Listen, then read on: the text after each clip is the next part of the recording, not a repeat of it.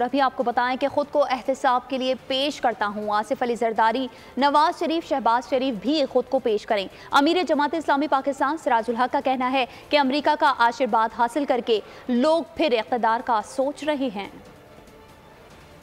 मैं अपने आप को एहतसाब के लिए पेश करता हूँ।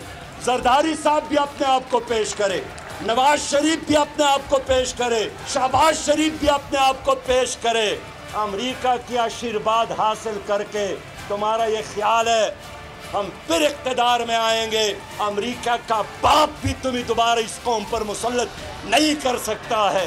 4 बार और बार बार इस कौम पर मुस्लिम लीग ने हुकूमत की, बार बार इन माफियाज ने हुकूमत की। आपके मुल्क की तरक्की के रास्ते में अमेरिका और इंडिया से ज़्यादा ये इस्तेमार के एजेंट हुक्मरान है जिन्होंने अंग्रेज की बूट पॉलिश किए हैं। कौन एहतसाब करेगा?